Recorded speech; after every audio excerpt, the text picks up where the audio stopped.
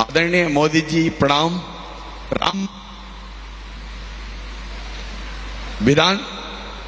राम पटेल दमोह से टिकट का प्रभारी हूं। बूथ 171 दमोह से आपको प्रणाम करता हूं। आपसे मैं प्रश्न करना चाहता हूं। आपने भी खुद मंडल स्तर पर तक कार्यकर्ता बन करके काम किया है। ऐसे में आप राजनीति के अतिरिक्त सामाजिक जुड़ाव को कैसे देखते हैं, आपसे पूछना चाहता हूं आदरणीय प्रधानमंत्री जी। एक तो मुझे अच्छा लगा कि आप रोज की राजनीति की आपाधापी के बजाय किसी और दिशा में सवाल को लाए हैं। आप बैठिए, मेरा जवाब थोड़ा लंबा हो जाएगा। आप बैठिए आराम से। देखिए, जो एक बूथ होता है वो अपने आप में एक बहुत बड़ी इकाई है। हमें कभी भी बूथ की इस इकाई को छोटा नहीं समझना चाहिए। हमें अपने बूथ में राजनीतिक कार्यकर्ता से भी ऊपर उठकर समाज के लिए सुख दुख के साथी के रूप में अपनी पहचान बनानी चाहिए। और बहुत सी ऐसी चीजें होती हैं जिसमें जमीन का फीडबैक बहुत जरूरी होता है।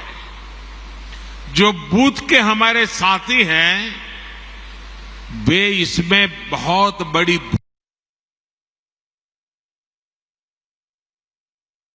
मुख्यमंत्री भी अगर कोई सफल नीति बनाता है तो मान लेना किसी न किसी बूथ के कार्यकर्ता के दी हुई जानकारी की ताकत बहुत बड़ी होती है। हम भारतीय जनता पार्टी के कार्यकर्ता उनमें से नहीं है जो एयर कंडीशन कमरों में बैठकर पार्टियां चलाते हैं और फतवे निकालते रहते हैं। हम तो वो लोग हैं जो गांव-गांव जाकर गर्मी हो, बारिश हो, कड़कड़ाती ठंड हो, हर मौसम, हर परिस्थिति में जनता के बीच जाकर के खुद को खपाने वाले यहां लोग हैं। और इस वजह से बूथ का बहुत मजबूत होना, अगर ये बूथ कमेटी नहीं होती तो शायद ही कभी उज्ज्वला योजना का विचार ही नहीं आता।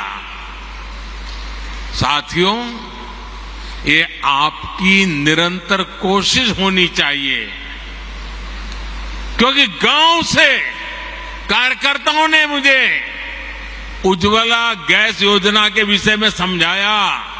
बाद में वो नीति बन गई और गरीब के घर तक गैस का चूल्हा पहुंच गया। साथियों, भाजपा की बूथ कमेटी की पहचान सेवा से होनी चाहिए। बूथ के अंदर रोज आंदोलन संभव नहीं है, तू मैं संभव नहीं है।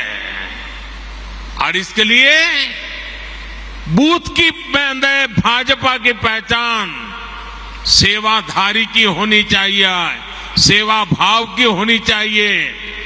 और इसके लिए छोटे छोटे समझे जाने वाले काम जो लोगों को बहुत छोटे लगते हैं लेकिन बहुत उपयोगी होते हैं।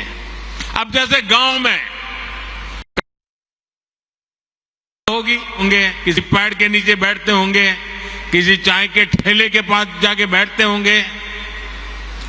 क्या कभी आपने सोचा है कि सुबह अखबार पढ़ लिए, शाम को दोपहर के बाद वहां जाएंगे, एक खटिया में सारे अखबार लगा देंगे और गांव वालों जिसको भी अखबार पढ़ना होगा वहां आएगा, बैठेगा, अखबार पढ़ेगा, देश और दुनिया की बात करेगा।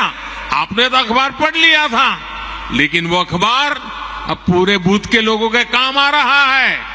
देखिए, कोई खर्चा नहीं, वो आपको आपका नेता मानने लग जाएगा कि नहीं मानने लग जाएगा। कभी कभी हम अखबार में एडवर्टाइजमेंट, भारत सरकार की एडवर्टाइजमेंट आती है, राज्य सरकार की एडवर्टाइजमेंट आती है, अपने पार्टी के नेताओं की तस्वीर उसमें होती है।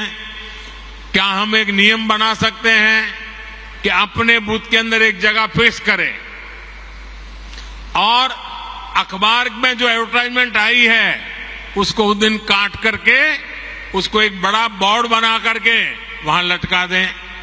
आपके बूथ के लोगों को पता चल जाएगा कि भाई आज की खबर कहां है, उस पेड़ के नीचे वो लटकता है ना, चलो वहां चले जाते हैं, देख लेते हैं। बहुत बड़ी ताकत बन जाती है। एक छोटा सा ब्लैक बोर्ड बना सकते हैं बूथ के अंदर। आप हर दिन एक कार्यकर्ता को जिम्मेवारी दो, आज भाजपा की जो अच्छी खबरें हैं, देश की अच्छी खबरें हैं, वो ब्लैक बोर्ड में दिख दीजिए। बूथ के लोग आएंगे, जाएंगे, जरूर पढ़ेंगे। मैंने एक कार्यकर्ता देखा, वो फर्स्ट एड बॉक्स अपने यहां रखता था। वो फर्स्ट एड बॉक्स के कारण उस इलाके के सारे लोग उसके घर आते जाते रहते थे। इससे गांव के लोगों में विश्वास बढ़ेगा कि अगर कोई समस्या हुई, कोई उपचार करवाना है, तो वो भाजपा के अपने भाई है ना, उसके घर में फर्स्ट एड बॉक्स है, चलो भाई पहुंच जाते हैं। घर में किसी की बीमारी है, थर्मोमीटर चाहिए, चलो उसके यहां से ले आते हैं। घर में कोई तकलीफ है, चलिए गर्म पानी की थैली चाहिए, चलिए उनके यहां मिल जाएगी, मांग करके ले आते हैं। आप एक सामाजिक नेता बन जाएंगे।